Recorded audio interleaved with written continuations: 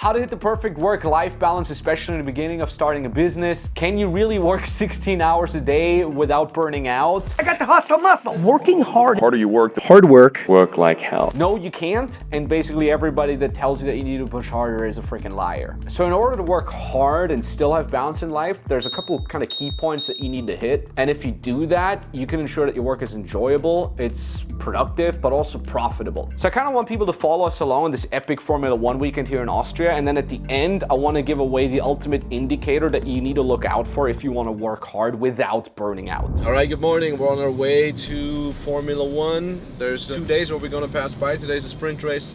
Tomorrow's the actual Grand Prix. But first, we're going to meet my dad.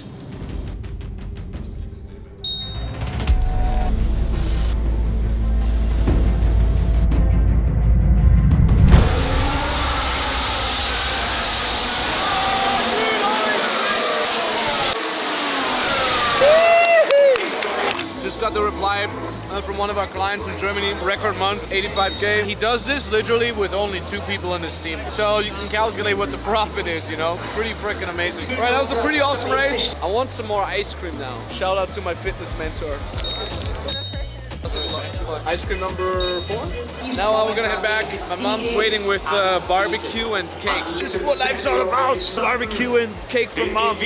It's so funny because this world allows us to do so many awesome things, like going to see a Formula 1 race, or earlier this year we flew to Japan, where I literally just sit in this first class thingy eating steak, and then boom, all of a sudden I arrive in a completely different country. You can do all these things so easily and everything is accessible, but on the other hand also people are using this very technology to hate on people, to fearmonger people, to, you know, spread misinformation and talk down on people. So it's really kind of like a conscious choice that we need to make on one hand, what we want to use technology for. Do we want to inspire others? Do we want to share awesome stuff? And on the other hand, it's kind of a conscious decision you need to make to enjoy the small things in life. And I really train myself to do that, to say, hey, I'm really enjoying this little steak right now, just as much as earlier this year we cracked 10 million cash collected. I'm like, that's cool too. And that's kind of the same when you're hanging out with loved ones or you're just watching a movie and you're being by yourself. You need to narrow down your focus to being in that moment right now. Because a lot of times you're gonna have stress or pressure to perform in your business. Not always it's gonna go well. Sometimes you're gonna have bad months, bad weeks, a bad freaking year. But when you narrow your focus to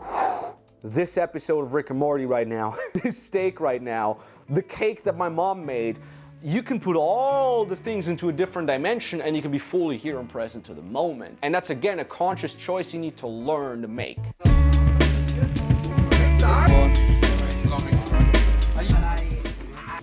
I used to never respect weekends. I used to be like, fuck it, Saturday, Sunday also. But it's good. And like Jeffy said, good friend of mine that we've just had on the podcast in Berlin, he said, like, you're in it for a long run. If you keep pushing too much, like, you just burn out and you can't do it. In this regard, happy that Formula 1 came to Austria, so we're kind of forced to take some time off.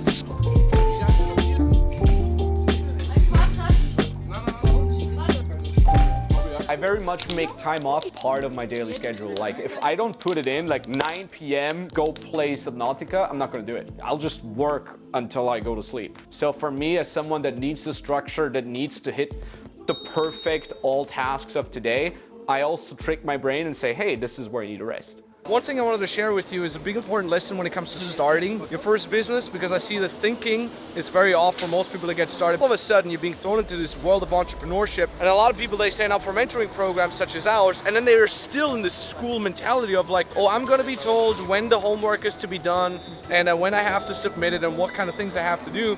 And then they have almost too much freedom where it gets to a point where they're saying, okay, hey, I didn't do anything this week. The consequences are not short-term anymore. If you fuck up, your boss is gonna tell you the next day or the same day. But when you're messing up and you're not doing your homework in your business, you're not gonna see the consequences. You're gonna have glorious off time for next days, next weeks. Then all of a sudden, months later, you realize, hey, I'm not where I wanna be and I'm not making the amount of money that I wanna make. So paradigm shift, you need to be the teacher, you need to be the boss, you need to hold yourself accountable. Or if you have a great mentoring program, if you have a great mentor that has a system where they're holding you accountable, you need to be happy that they do. And that's kind of like the biggest thing we needed to implement in our company. For all the beginner clients, we needed to set up accountability systems to make sure that these people are actually executing almost like it's literally in a school type of sense.